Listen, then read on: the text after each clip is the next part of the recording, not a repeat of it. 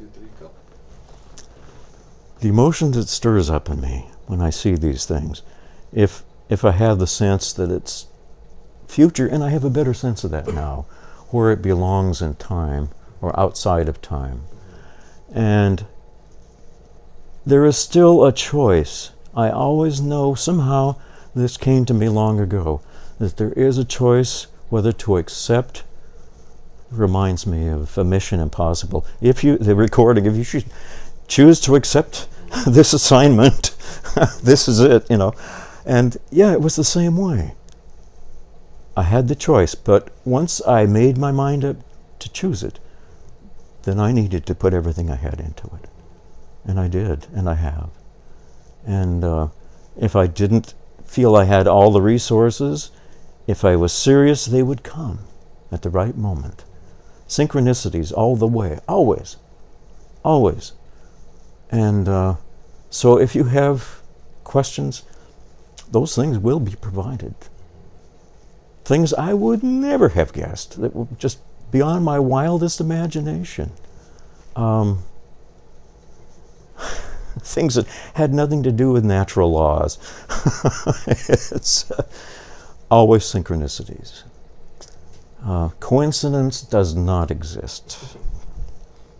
Everything happens at the right time for the right reasons. And there's usually two ends to that. So do not have any guilt if you feel you can't accept what you feel might be a request to do something. It's okay. Either someone else will step into those shoes, or things will progress on beyond that, and it's still okay. It's you are not carrying anybody's karma. That's important to know. You are not responsible for them.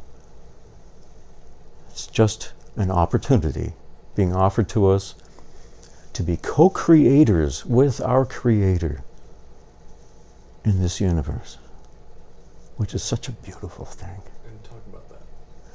Co-creation, to me, part of being a spiritual being. As a human being,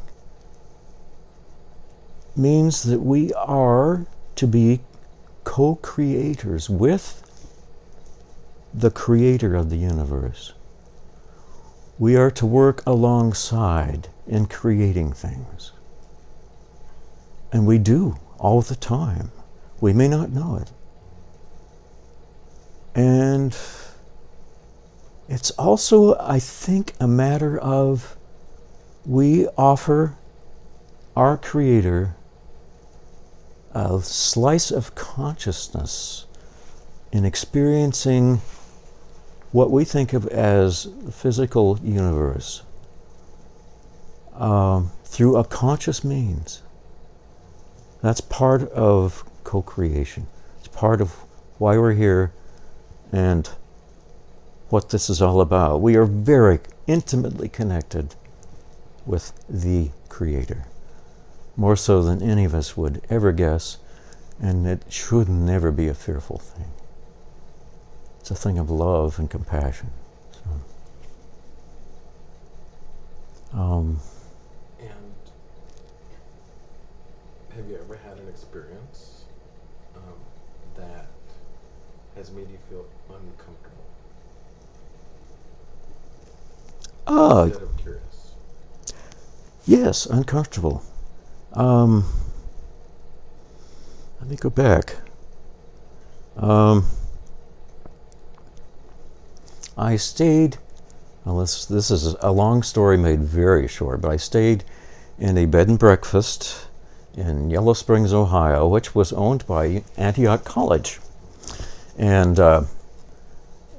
if anyone came back, pardon me, who was part of the college system or the university system, Antioch, came back to the home college for any reason to stay for a while, they always put them up at the Morgan House.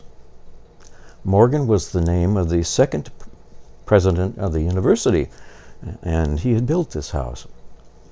and it since had become a bed and breakfast.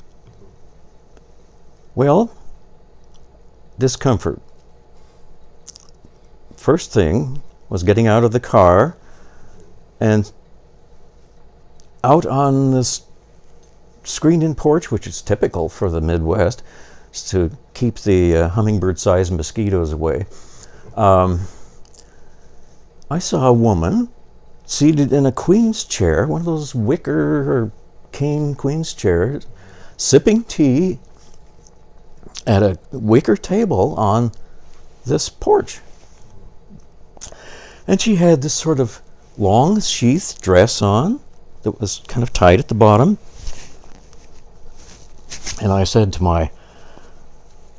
my supervisor, who was with me, I said, "Isn't it curious how fashions kind of go around and around?"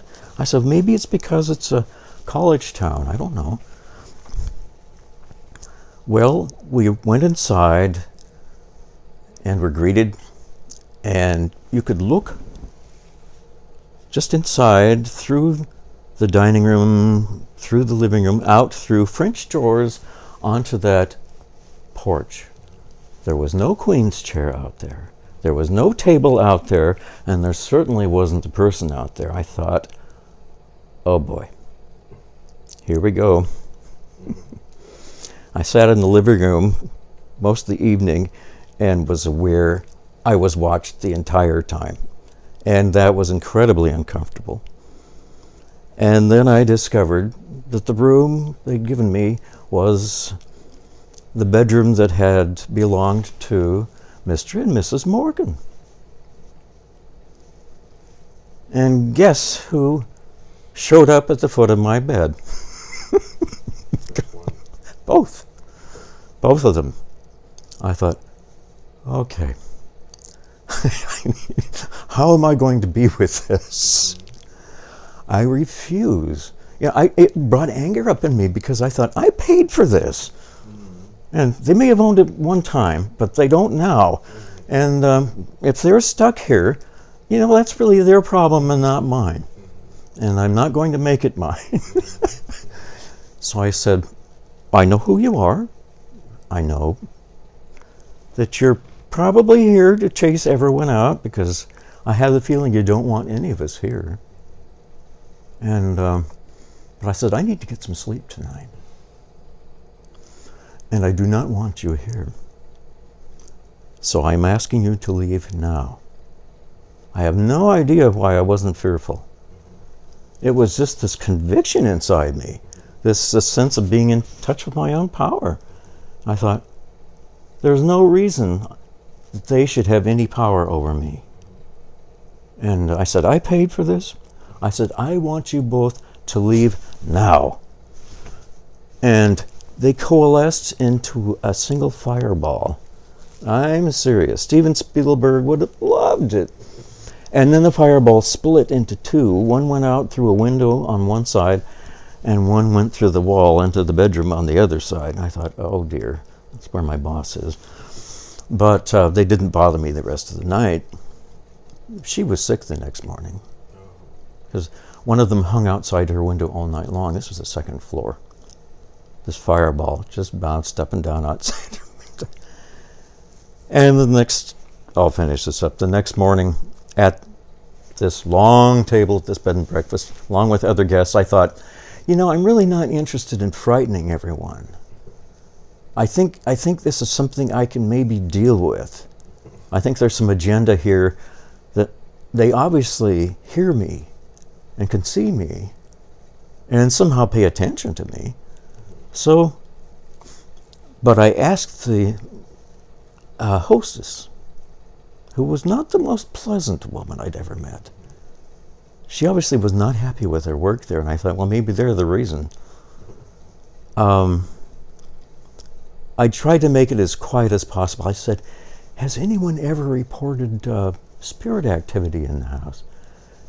And she nearly blew up and slammed her fist on the table, and she said, absolutely not. And then immediately behind me, in the living room, this huge, blinding flash went off, It lit everything up like a stroke of lightning happened in there. I mean, it was blinding. And it stopped everything. Everyone's mouths fell open. And I said, well, I guess that answers that question. And most of the guests, except for my boss and I, left. Which is exactly what the original owners had in mind. They had an agenda.